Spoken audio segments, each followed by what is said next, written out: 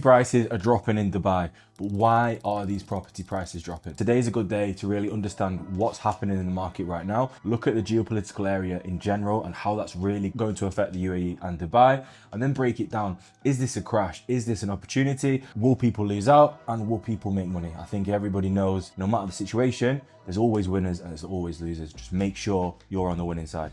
So what is happening now? I'm sure everybody's aware of the Iran war, as people are saying it. Israel and America have attacked Iran and Iran are now attacking back. Iran are being very strategic in what they're attacking, and they're attacking US bases within the Gulf. The reason for this is their aim is to make the biggest dent on the economy as possible. They know the UAE, they know Qatar, Bahrain, they rely on oil, but also on tourism as well. And if they can affect the economy in these countries, they will then be looking at America and Israel to say, 1 minute, what are you doing? And let's stop this war. The headlines that you've seen in the Western media are there to create panic. There's a lot of jealousy towards the UAE and Dubai, especially because of how many people have moved over from the West to this part of the world within the last 24 months. These Western media outlets are there to create that panic and try to basically bring people back to the UK or wherever they're from. And they're also, remember, there for clicks. The more scary the headline, the more likely you are to click on the article. In turn,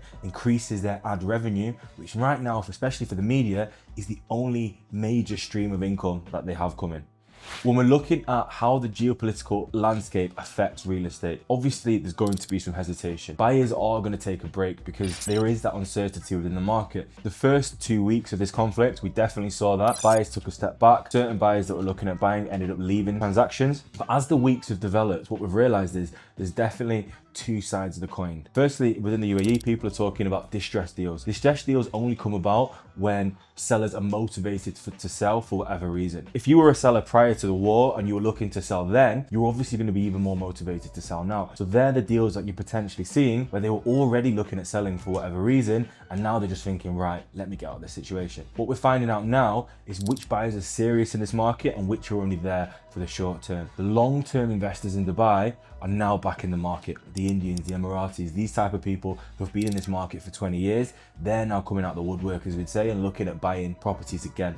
Indian buyers, Emirati buyers especially, are going very, very hard at the moment. With uncertainty comes opportunity, and I think people need to look at the situation and look at where is the biggest opportunity for me to make the most money, come out of this the other side. Look at people in COVID, for example. People that were in COVID, some people shit themselves and losing out on lots of money. Other people bought. People that bought within COVID are up 200%, 300%, 400% on what they bought their asset for. You look at the UAE, you look at the 2040 vision, just because of a month of conflict, that doesn't mean that's going to stop. That plan is still in place and that plan is not going to go anywhere. And it's a huge thing to take into consideration. We've said it previously, but for me, real estate is a long-term asset. It's not crypto, it's not trading. You're not looking at buying and selling really quick. Real estate you're holding and you're never going to see the full effects 6 months to a year afterwards. So if you're an investor in this market at the moment, what are you going to be looking at? One thing that I've stuck with my buyers on is look at prime locations. For me, prime locations previously were Marina, downtown, now Dubai Hills, communities that have been here a long time, Arabian Ranches, for example.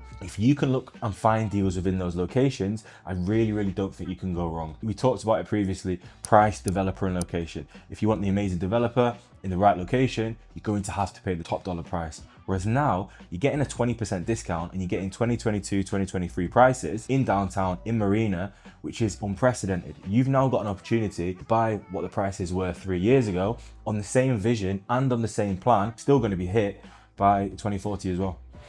To conclude, of course, the conflict is going to affect confidence and it's going to affect demand in the short term. You look at the long term of Dubai, it always comes out on top whenever there's been any sort of conflicts within the region. And this place is still a safe haven. I'd still rather be here than the UK. And a lot of my friends would rather be here than anywhere else in the world, especially right now.